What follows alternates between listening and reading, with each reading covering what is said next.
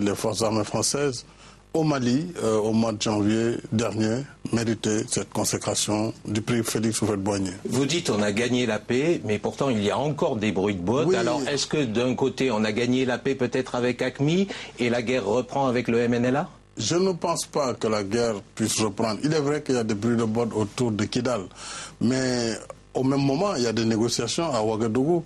Comme vous le savez, le médiateur, le président Blaise Compaoré, réunit toutes les composantes du MNLA et tout à l'heure, nous en avons discuté avec le président Dioncounda Traoré, le président Hollande et tous les chefs d'État de la CEDEAO, du Tchad, du Gabon, pour trouver justement une solution en vue d'intégrer Kidal dans le jeu électoral du 28 juillet prochain, de façon à poursuivre maintenant le dialogue pour la vraie réconciliation du Mali, notamment celle entre le MNLA, les autres forces qui sont des forces intérieures du Mali et le gouvernement malien.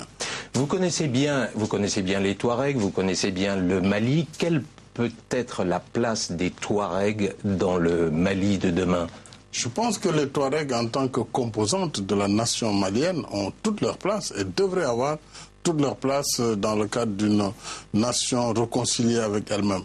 Le Mali a la particularité d'une diversité et cela est une richesse. Le Mali a toujours été un foyer de civilisation. Rappelez-vous ces grands empires du Mali, l'empire Songhai et tous les héritages, Tombouctou. Et tout cela a été fait dans la diversité. Il y a des Songhai, il y a les Touaregs, il y a les Arabes, il y a les Peuls. Les Bambara, et il y a d'autres ethnies. C'est cette diversité qui fait que le Mali doit réussir en fait son intégration et son unité nationale. Je pense que aujourd'hui la bataille de l'intégrité territoriale a été gagnée. Il faut absolument que la classe politique malienne, que les Maliens eux-mêmes puissent oublier les différences et ce qui a pu les opposer pour aller ensemble dans une seule et même direction, bâtir une nation malienne forte et réconciliée avec elle-même. Et je ne désespère pas par rapport à ça. Est-ce que vous êtes favorable à une dose de fédéralisme pour arriver à régler le problème? Je crois qu'aujourd'hui le problème se pose dans plusieurs pays. Si le fédéralisme signifie d'abord une nation, un État unique, à l'intérieur des frontières héritées de la colonisation, oui, donner un peu plus de pouvoir, d'autonomie peut parfaitement se comprendre. D'ailleurs, au moment où je vous parle, je suis en train d'engager au Sénégal, qui n'a pas connu la même difficulté.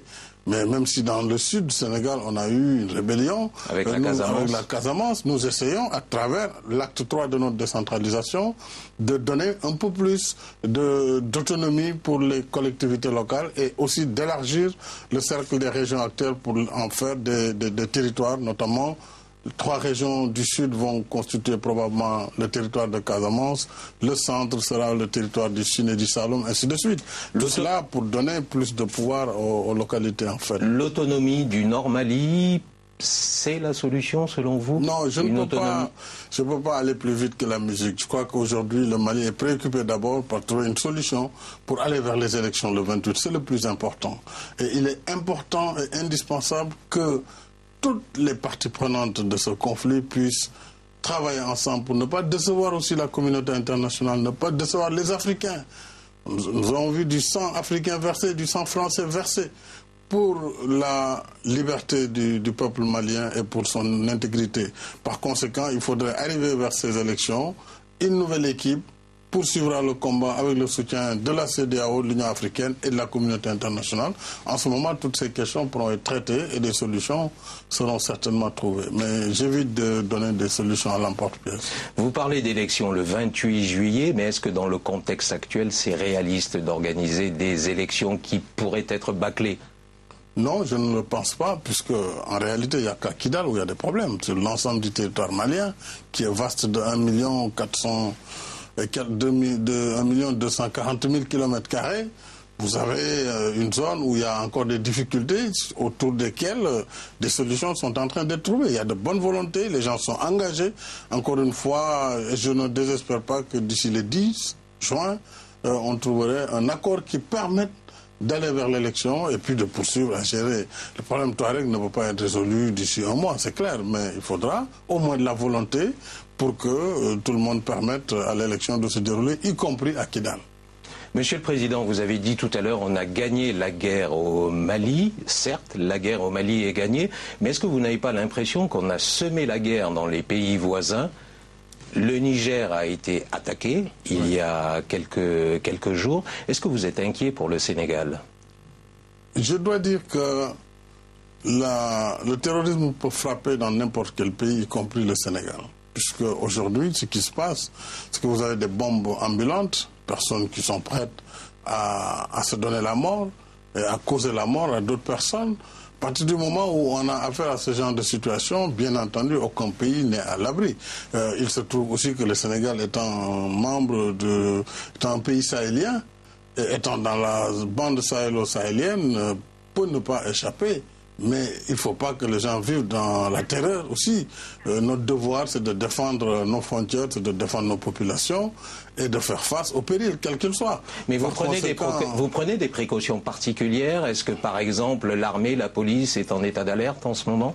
Oui, naturellement, lorsque des événements comme ceux qui viennent de se passer à Agadez ou dans un autre territoire du Niger se passent, automatiquement, il y a des mesures de sauvegarde qui sont prises et nous avons lancé une opération dite Karangé, qui veut dire protection, au Sénégal depuis plusieurs mois. Mais ça, ce n'est pas tous les jours qu'on le dit sous les toits, mais il est évident que nous avons pris un certain nombre de mesures. Cela dit, les frontières étant ce qu'elles sont en Afrique, il y a toujours nécessité d'harmoniser nos luttes et c'est la raison pour laquelle j'ai salué l'appel du président Hollande à Addis Abeba de convoquer une réunion sur la sécurité en Afrique au mois de décembre. Et nous-mêmes, au sein de la CEDEAO et dans les communautés régionales, nous allons essayer, avant cette rencontre, de donner une touche africaine et de donner également une vision africaine de ce que doit être cette force d'intervention rapide pour pouvoir faire face en cas de nécessité et ne pas toujours attendre que la France intervienne. Monsieur le Président, parlons un petit peu du Sénégal. Depuis votre accession au pouvoir, vous avez lancé ce qu'on pourrait appeler une opération main propre qui s'est notamment traduite par l'incarcération du fils de l'ancien président, Karim Wade, qui est incarcéré à Dakar. Jusqu'où allez-vous aller dans cette opération? Je voudrais faire la distinction entre la politique que j'inspire et que je définis, qui est une politique de défense et de protection des ressources publiques, et la justice qui est donnée par les juges et les magistrats. La volonté politique, c'était de réhabiliter une cour de répression, de dire qu'il faut que cette cour évalue ce qui a été fait. Elle le fait à travers ses différents segments, un parquet spécial qui finit de transférer sa réquisition à une commission d'instruction autonome qui apprécie, qui peut prendre tout ou rien de ce qui lui a été présenté. Il appartient à la justice, à la commission d'instruction et au besoin plus tard à la cour elle-même de répression de dire si ce qui a été reproché à telle ou telle personne est fondé ou pas fondé. Ça, c'est la décision de la justice. Je ne peux pas, par conséquent, me prononcer sur ce que la justice doit faire. Comment peut-on détourner 1 milliard d'euros dans un pays aussi pauvre que le Sénégal? Monsieur Karim Wade est accusé d'avoir détourné cette somme.